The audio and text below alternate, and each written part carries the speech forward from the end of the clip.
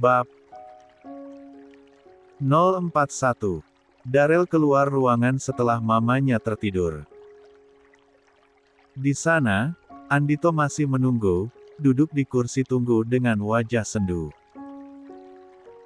Tampak melamun sampai tidak menyadari kedatangan Darel, seperti yang Darel lakukan beberapa menit yang lalu. "Pa." Andito menderjap, "Iya." Laki-laki berkemeja biru itu segera bangkit dari kursi. "Gimana Mama? Sudah tidur?" "Iya Pa. Mama tidur." "Ya sudah, kamu bisa melanjutkan aktivitas. Biar Papa yang menemani Mama di rumah sakit." "Iya, Pa. Aku ingin ke kampus menjemput Delia." "Iya, tapi tumben sekali Delia tidak datang. Biasanya sesibuk apapun dia selalu datang menemui Mama. Kali ini ada mata kuliah penting yang nggak bisa dia tinggalkan, Pa." "Ya sudah, Papa masuk dulu ya." "Iya, Pa." 26. Darel menarik napas dalam-dalam dan melangkah meninggalkan ke rumah sakit. Delia baru saja keluar kelas. Hendak memesan ojek online. Sekarang pukul 3 sore. Tidak ada kegiatan di kampus lagi, jadi Delia langsung pulang saja ke apartemen. Agenda sore ini belanja mingguan. Supaya lebih hemat, rencananya Delia ingin masak. Semakin hari uangku semakin menipis. Gak apa-apa. Aku harus tetap semangat. Suatu hari nanti aku akan mewujudkan mimpiku dan menghasilkan banyak uang dari gaun-gaun cantikku yang terjual. Hanya membayangkan mimpinya terwujud saja sudah membuat Delia bersemangat. Itu adalah salah satu motivasi terbesarnya bangun di pagi hari dengan penuh semangat. Dari kejauhan Darel tersenyum memandangi Delia yang tampak semangat seperti biasanya. Dengan langkah pelan, Darel menghampiri. "Delia." Suara itu. Darel. Hati Darel masih ngilu mendengar Delia hanya memanggilnya Darel tanpa embel-embel kakak lagi. Darel mendapatkan jadwal kuliah Delia dari Adrian.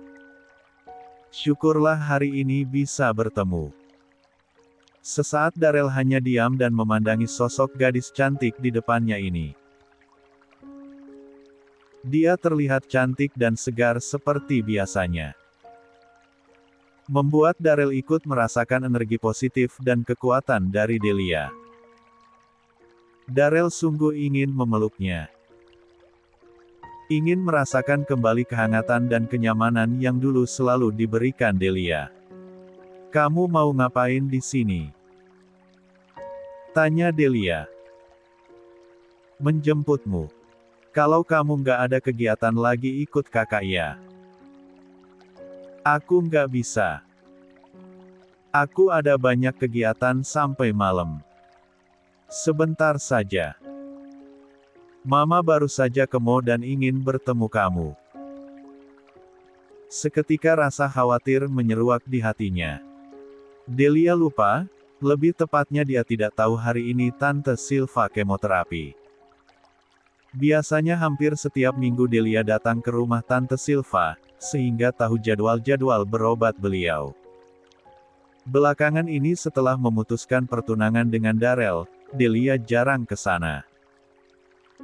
"Sebentar saja." "Iya. Aku juga ingin bertemu Tante Silva." Darel tersenyum lega. "Ayo." Setibanya di mobil yang terparkir di jalanan depan fakultas, Darel membukakan pintu untuk Delia. 27. Setelah masuk ke dalam mobil, Darel tidak langsung melajukan mobil, melainkan hanya diam dan mencengkeram setir mobil dengan kuat. Kepalanya tertunduk. Darrell, Delia menyadari itu. Menyadari kesedihan Darrell setiap mamanya kemoterapi. Saat ini adalah titik terendahnya. Sebentar, tetap di sini. Darrell meraih tangan Delia dan menggenggam erat. Kepalanya semakin tertunduk dalam dan air matanya mulai menetes. Delia memalingkan wajah sesaat saat matanya berkaca-kaca. Dia paling tidak bisa melihat Darrell yang begini. Delia ingin memeluknya, memberinya ketenangan. Meyakinkan bahwa semuanya akan baik-baik saja seperti yang selalu dia lakukan. Tapi sekarang, dia tidak bisa. Semuanya sudah tidak sama lagi. Setelah merasa lega, Darrell melajukan mobil meninggalkan halaman kampus. Darrell meremas setir mobil. Ada banyak hal yang ingin dia tanyakan sekarang. Di mana Delia tinggal sekarang? Dengan siapa? Apa yang dia lakukan selama 3 hari ini setelah keluar dari rumah? Apa dia baik-baik saja? Tapi Adrian sudah memperingatkannya untuk tidak banyak bertanya pada Delia. Adrian khawatir, semakin ditekan Delia semakin menjauh. Jadi, sepanjang perjalanan menuju rumah sakit, hanya ada keheningan. Suara mesin, deru angin di luar, dan detak jantung Darrell yang berat menjadi satu. Saat mobil akhirnya berhenti di depan rumah sakit, Delia turun terlebih dahulu. Diikuti Darrell di belakangnya. Delia. Ya. Delia berbalik badan dan betapa terkejutnya dia melihat Darrell tiba-tiba berlutut di depannya sambil mengulurkan sebuah kotak kecil berisi cincin. Apa yang kamu lakukan? Maukah kamu memberiku kesempatan sekali lagi? Maukah kamu memulai semuanya dari awal bersamaku dalam pernikahan? 28. Darrell sudah memikirkan baik-baik keputusan ini. Di antara Delima dan Delia atau perempuan lainnya, Darrell memilih Delia. Delia yang paling tulus padanya. Delia yang paling mencintainya. Darrell membutuhkannya. Dan Darrell juga mencintainya meskipun sedikit terlambat menyadari perasaan itu. Delia, aku sudah menyadari perasaanku.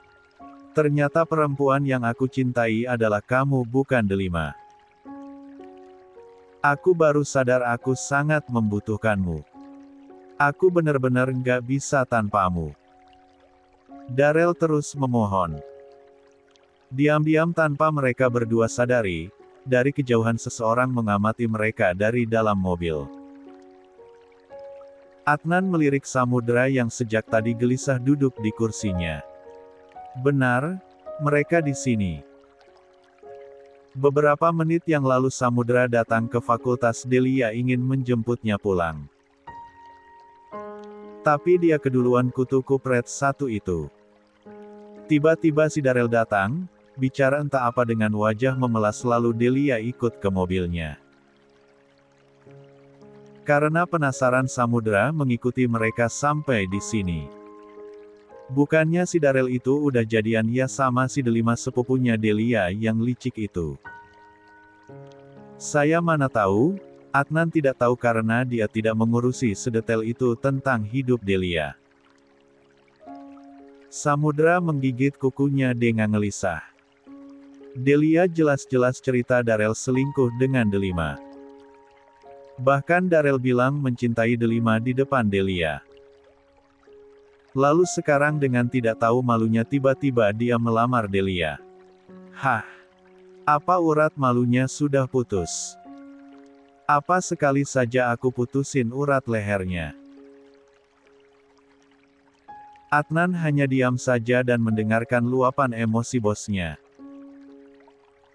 Mereka ngomong apa sih? Kenapa wajah Darrell melas-melas gitu?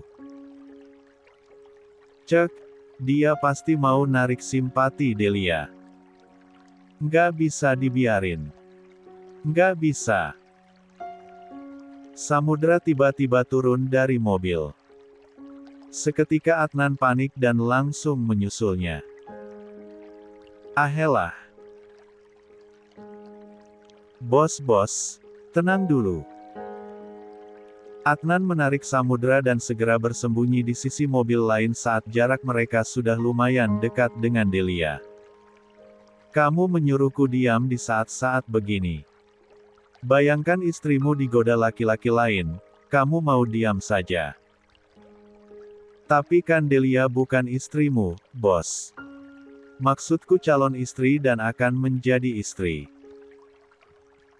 Adnan salut sekali dengan kepercayaan diri bosnya yang luar biasa tinggi ini.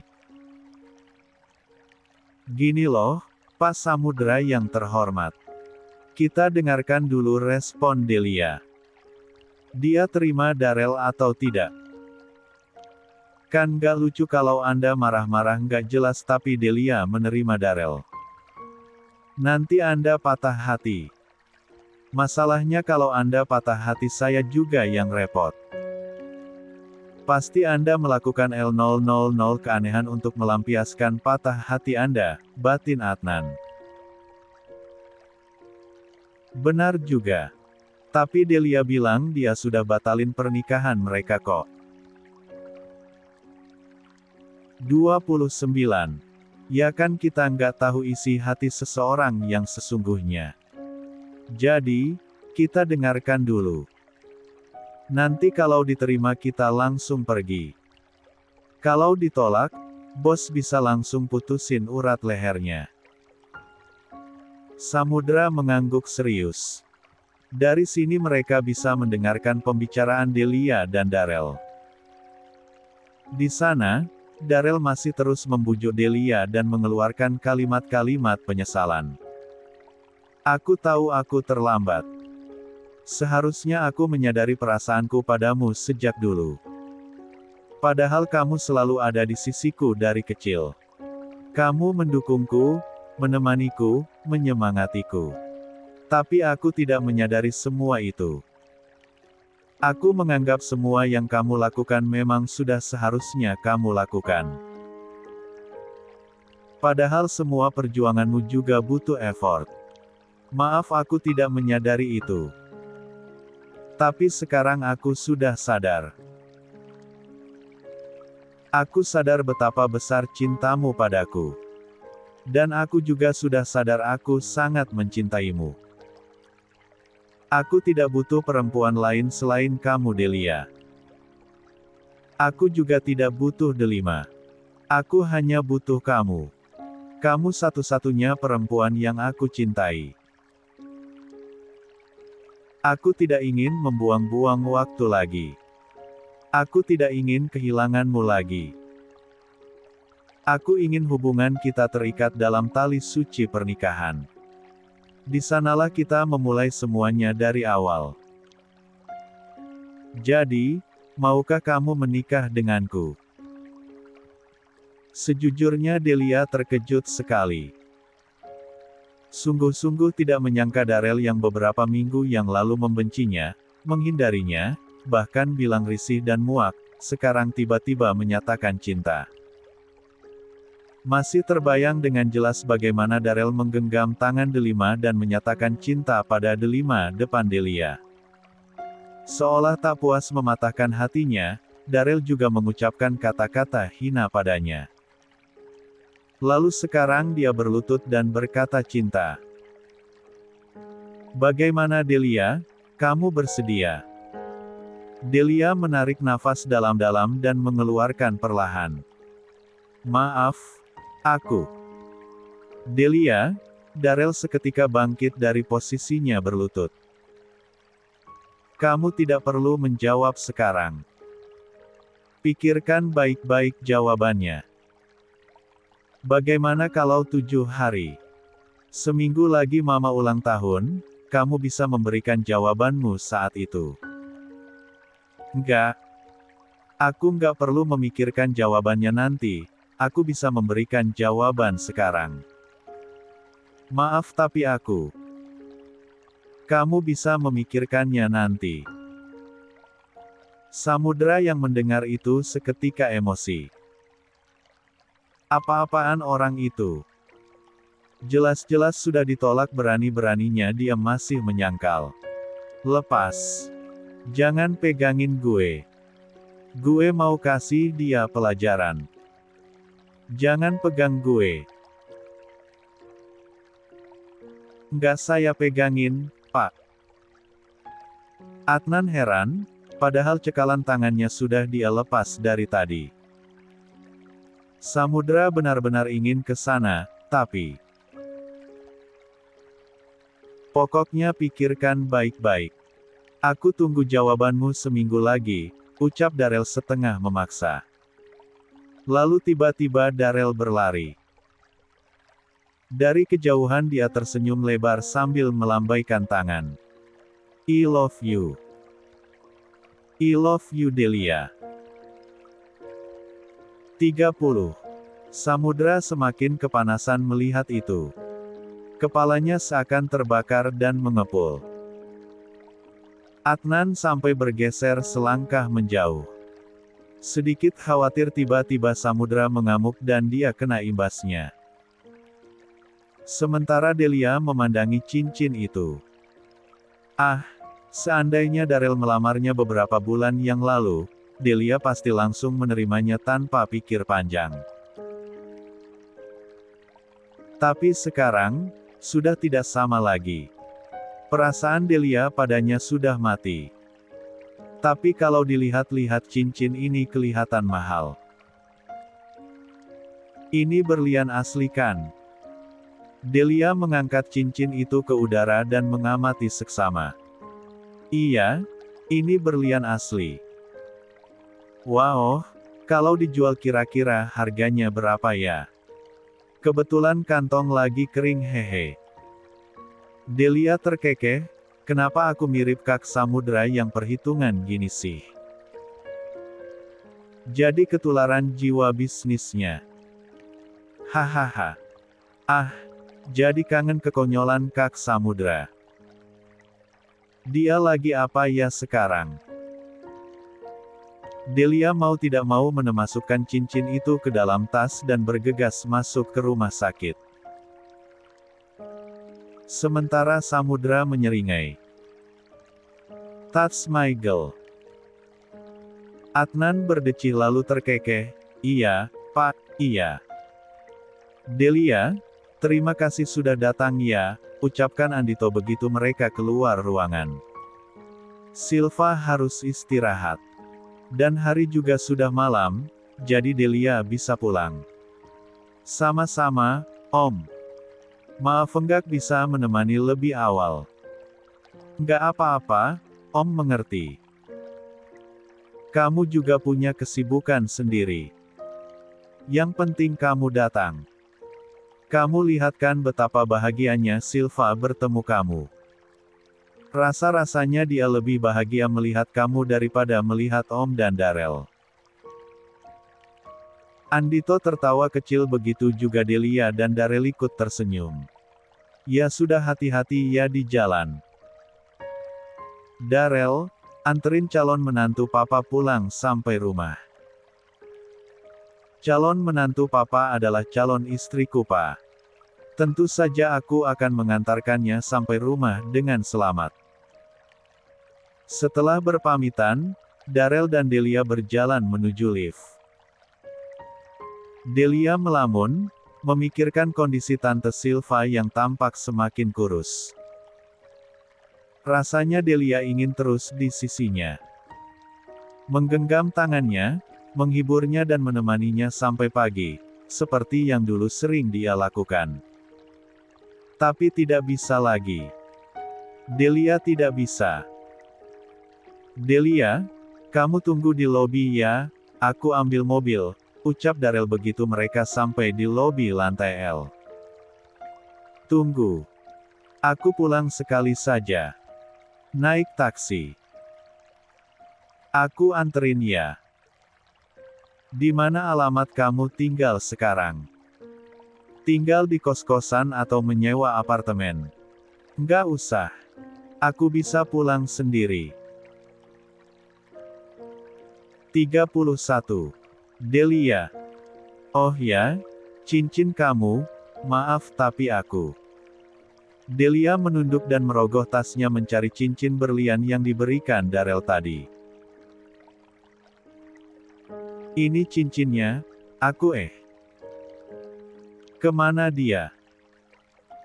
Saat mendongakkan kepala, Delia kaget Darel sudah tidak ada di depannya. Hah? Kenapa dia tiba-tiba menghilang? Kemana perginya?